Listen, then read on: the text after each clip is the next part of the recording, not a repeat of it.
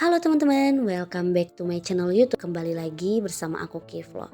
Oke teman-teman, terima kasih buat kalian yang udah klik video ini dan terima kasih buat kalian yang udah pantengin cerita ini sampai sekarang. Nah, bagi kalian yang baru lihat part 6, jadi kalian boleh untuk lihat video-video yang sebelumnya atau kalian boleh lihat playlist. Kalian nanti boleh ketik diincar penghuni pabrik tua. Nah, oke teman-teman, tanpa menunggu berlama-lama kita langsung lanjutkan aja ya ceritanya.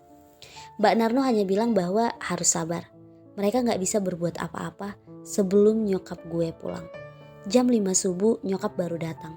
Wajahnya sedih mau nangis. Begitu dikabari beliau langsung nyari bus untuk pulang. Gue ingat waktu itu. Nyokap langsung meluk gue gak henti-henti. Mbak Narno yang pertama berdiri, beliau bilang kalau mobil di luar sudah menunggu. Gue tambah bingung. Apa maksudnya mobil? Ternyata ada mobil carry tua menunggu kami. Mbak Narno dan Deno masuk. Kemudian gue dan nyokap. Bapak cuma berpesan agar gue yang kuat. Gue digendong sama bapak ke mobil. Tapi bapak gak ikut karena mobilnya terbatas. Selain itu ada adik gue. Gue gak bisa merasakan kalau ada makhluk itu di dalam tubuh gue. Tapi gue bisa tahu kalau badan gue lumpuh. Gak bisa diapa-apain. Berangkatlah gue di dalam mobil. Sepanjang perjalanan gue cuma dipeluk nyokap yang masih nangis. Mbak Narno sama Deno cuma diem. Gue akhirnya tanya, kemana? Jauh, jawab Deno ketus. Gue gak ingat sepanjang perjalanan. Yang gue tahu cuman perjalanannya lama sekali. Hampir 6 jam. Terakhir sebelum sampai, gue masuk ke jalanan yang samping kiri kanan hutan. Sampailah gue di sebuah rumah di daerah kampung. Kampungnya sendiri masuk ke hutan. Kiri kanan rumah sederhana dari bambu. Gue masih bingung. Ketika mobil berhenti, gue bisa lihat seseorang keluar dari sebuah rumah gubuk. Perempuan sudah tua, di bibirnya ada warna merah-merah. Dia ngeliatin gue dari luar mobil. Wajahnya tua sekali. Mungkin umurnya 70 tahun atau lebih. Dia bicara pakai bahasa Jawa medok. Jupuk wit kelor ikundo, ambilkan aku daun kelor nak. Dia bicara sama perempuan. Umurnya mungkin 15 tahunan, masih muda. Begitu dia megang daun kelor, dia menghampiri gue. Dipukulkan itu daun kelor ke tangan dan ke kaki gue. Anehnya, gue bisa berdiri setelah itu. Mbak Narno sama Deno mencium tangan wanita asing itu. Sebelum bicara, orang itu sudah tahu semuanya dan bahkan dia tahu siapa yang mengganggu gue. Di dalam, wanita itu cuma ngeliatin gue. Tampangnya gak berekspresi. Kemudian dia mengatakan, memang dasar anaknya ular. Gak pernah diajari sopan santun. Minta diinjak ini. Gue masih bingung. Di situ gue baru tahu kalau wujud makhluk itu sebenarnya adalah ular. Gimana ini Nyai? Apa dipaksa keluar? Gak bisa. Ular itu licin kayak belut. Apalagi anak ini darahnya hangat. Aku saja langsung tahu sekali lihat.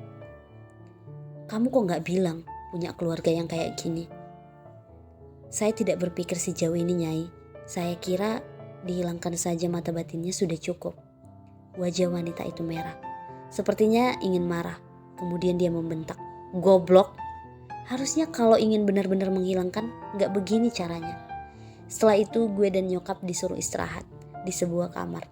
Sementara Mbak Narno dan Deno dan wanita itu pergi. Sore menjelang maghrib gue dibangunin nyokap. Diajak makan, kemudian balik ke kamar. Di situ gue baru dikasih tahu kalau nama wanita yang membantu gue tadi namanya Nyai Asih. Beliau bukan dukun, hanya seorang biasa, tapi sering dimintai tolong oleh orang lain. Kabarnya beliau itu sakti. Nyokap tanya kapan Mbah Narno, Deno, dan Nyai Asih kembali. Kemudian perempuan itu hanya bilang, mungkin malam. Gue gak tahu kemana pergi. Perempuan itu tampak mempersiapkan sesuatu kayak semacam air yang diperas, entah dengan daun-daunan. Ketika dia menghampiri gue, perempuan itu bilang, ini untuk menghangatkan badan. Airnya keruh, ketika diminum rasanya pahit, nyaris kayak jamu. Setelah menunggu lama, sampai akhirnya gue ketiduran. Gue kaget waktu nyokap bangunin. Di ruang tamu, Mbak Narno sudah menunggu. Beliau menggandeng tangan gue.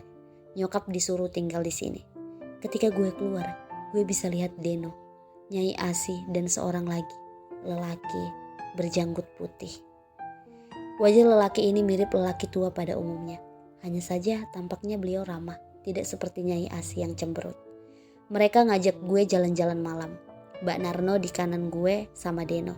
Di samping kiri lelaki itu dengan Nyai Asih. Tidak ada percakapan apapun. Jalanan yang gue tempuh banyak pohon-pohon besar. Dan jujur, gue takut. Karena kayak sedang diawasin. Tidak apa-apa, ada saya di sini, kata lelaki itu. Nyai Asih hanya mengatakan kalau nyaris semua makhluk di sini membenci gue. Lebih tepatnya, apa yang gue bawa yaitu makhluk itu. Tapi karena gue gak bisa lihat, jadi cuma bisa merasakan.